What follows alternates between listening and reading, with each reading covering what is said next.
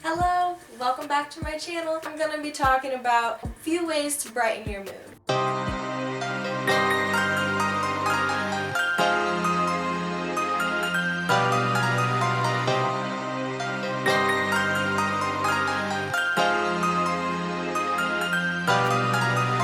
So with 2020 just kind of putting a damper on everybody's life right now, it's been a hard time for a lot of people. So here are a few things that I do to help me brighten my mood. So one of the first things on the list of things that you could do to try to brighten your mood would be stretching or exercising. So I say either or because if you're really just having a bad day, and if you're not physically, feeling up to, exercising, you could just do a few simple stretches. But also do something like sitting on the ground and just reaching forward for your toes. Don't forget to breathe though, you want your muscles to expand. And also stretches that most people wouldn't think about, like neck stretches, just putting your ear to your shoulders, another side, looking down or looking up all the way, or looking just simply all the way left to all the way right slowly. If you have trouble with your hands, you could do arm stretches. If you do spend a lot of your time sitting in a chair, then you don't engage as much of your back. One that also helps a lot with back pain, and it helps loosen up those joints, is sitting on the ground in like a V formation here with your legs, reaching your nose and your hands towards your toes, and also go into the middle of them. So if your lower back hurts, go ahead and try that one. Another thing that I like to do that really does brighten my mood, like no matter what day it is singing. Singing can make you happier. It releases dopamine and serotonin and legit can make you happier. Even if you're not a good singer, I think that all types of music are therapeutic, so even if you would just like to listen to music, you could go ahead and do that instead of singing. But I also like to sing like karaoke just whenever I'm home and alone, just the instrumental of the song that you love so much and you sing along to already. That is honestly what changes my mood some days. Ooh, next on my list is cleaning or organizing. I know some of you are probably like, who likes to clean and organize? How is that going to brighten my mood? Well, in my opinion, if you get your room clean or if you get your bathroom or kitchen cleaned, everything just kind of seems a little bit more put together. You feel a little bit more at peace knowing that you don't have to do so much work and you have a clean, clutterless room to walk through, or a kitchen to, scavenge through. You don't have to have Tupperware falling on your head. That's always something for me whenever I'm really stressed out. I just start cleaning or organizing and I don't even realize it, but that's why I made this list, because it's something that I just naturally do to take my mind off of whatever I'm stressed about and hopefully, just distract me and change my mood. So the next one I do usually at nighttime. What is this? You play video games. Duh. I do like to play a lot of video games to just distract me from my stressful day. Kingdom Hearts, Sim, Minecraft, anything that you can invest yourself in for that, 15-20 minutes, however long you want to play it. I do know a lot of people who play video games just to escape reality, as stupid as it sounds, but it really does let you not have to worry about everything that's going on in your life. Okay, so my next tip to brighten your day is also kind of about organization. I like to keep a lot of calendars and planners. So the next tip would be to keep a calendar of, maybe you just want to do the week. You could plan out, what you have to do Monday through Friday. You could put your work schedule on there. If you have any birthdays this month.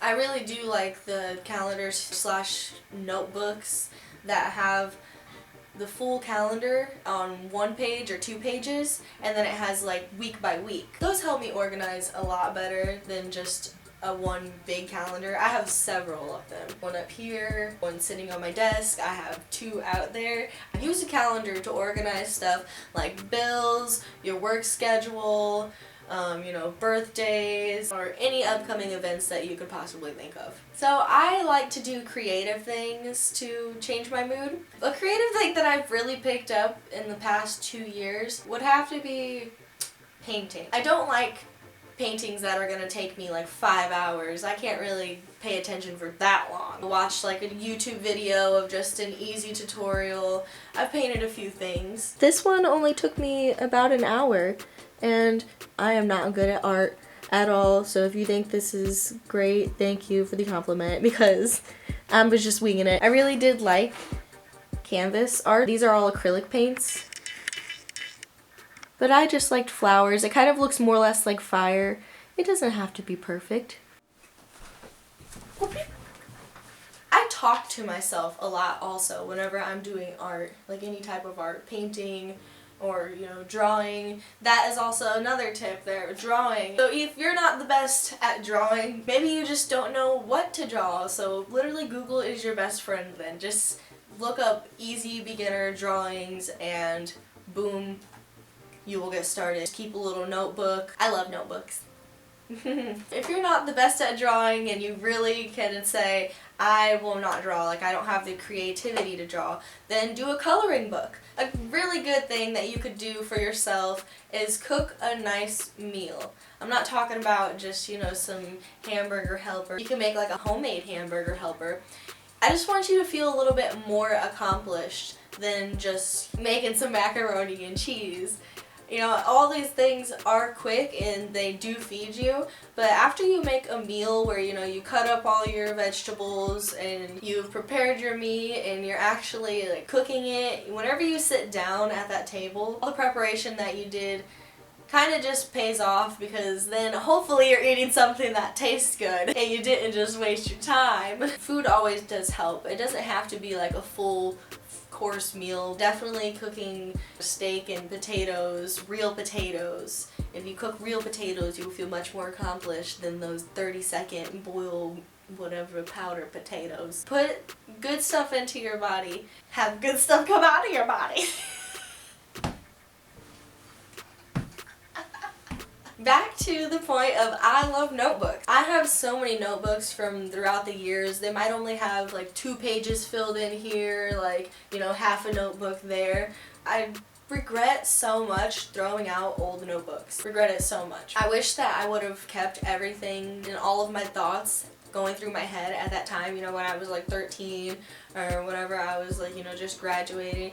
I wish that I would have kept those notebooks instead of thinking, oh, those thoughts were so stupid, I hate that I was at that point in my life, but that was where I actually was and how I was thinking. Some good notebook entries would be goals for the future, or you could just write about simply what happened that day. Date it also if it's 2020, because you might not remember. Like, years go by fast. Date it. Or if you don't journal that often, write about what happened that week or that month. Sometimes I don't pick up a journal for like 2 months, and then I'll write in it for 5 days straight, and then I won't pick it up for another 2 weeks. It really doesn't matter, because you have a long life. And if you just take 5 minutes or 10 minutes out of your day to write what you felt that day, and then you come back to see it like 15 or like 10 years later, you're like, man, what the heck? I remember when I was back there and like how much you've progressed. Or at least that's what I've noticed in writing and journaling. Okay, last thing here. If you are really stuck in a rut and you just can't find it in you to change the things that you're doing or change the way that you're thinking, maybe you should think about how much time you're spending on your phone. Like, you can spend a lot of time on your phone and not even realize it. If you do consider that you spend a lot of time on your phone, so maybe you should take a social media cleanse or a phone cleanse. I'm not saying you have to delete your accounts or nothing. You just have to just delete your apps for a little bit. You can log into any app at any time. Your account is still going to be there. Delete the actual app so you don't physically click on it. I found myself just opening my phone and automatically clicking on Snapchat. I just watched myself open and close my phone like 4 times just to check Snapchat, and I was like, oh, what was I doing? And I just kept on like going back and forth. Try just deleting the app for a few days, like 3 days, however long you feel comfortable with. After you get past that first 24 hours, you're gonna be like, man, I was wasting a lot of my freaking life on this little device.